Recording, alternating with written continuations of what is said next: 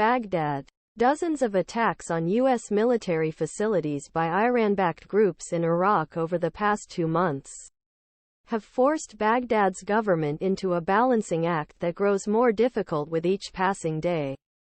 Friday's rocket attack on sprawling U.S. embassy in Baghdad further escalated tensions as Iraqi officials struggle to contain the ripple effects of Israel-Hamas war.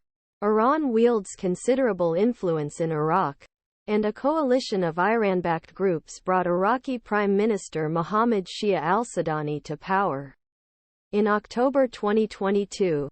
But there are also about 2,000 U.S. forces in Iraq under an agreement with Baghdad, mainly to counter the Islamic State extremist group. Baghdad also relies heavily on Washington's sanctions waivers to buy electricity from Iran. And since the U.S. invasion of Iraq in 2003, Iraq's foreign exchange reserves have been housed in the U.S. Federal Reserve, giving Americans a hard time controlling Iraq's dollar supply.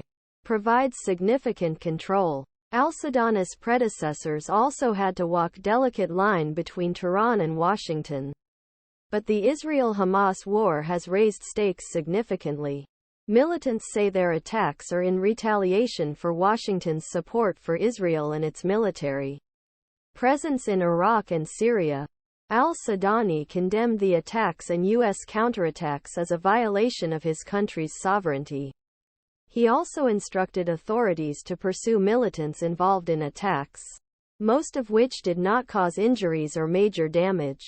Washington sent messages that its patience was running out after the embassy attack. The Pentagon said Defense Secretary Lloyd Austin made clear that attacks on U.S. forces must stop. An Iraqi official said CIA Director William Burns warned al-Sudani during a recent trip to the region that Iraq would face harsh consequences if it did not act to stop the attacks. The two officials spoke on condition of anonymity in line with briefing regulations.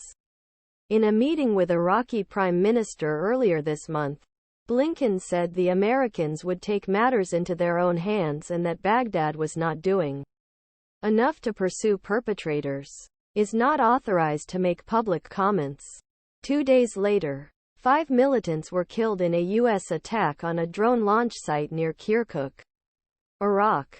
The United States and much of international community are struggling to prevent war in besieged Gaza Strip from spreading to region. Analyst Renad Mansour said he believes Iran ensured the attacks stayed below the threshold that would trigger a major U.S. response. Both Iran and Iraq have so far maintained clear line that Iraq cannot become a playing field that could destabilize the Sudanese government, said Mansour, senior research fellow at the Chatham House think tank. He said this was partly due to Iraq's role in passing messages between Washington and Tehran. Sometimes the messenger is al-Sudani.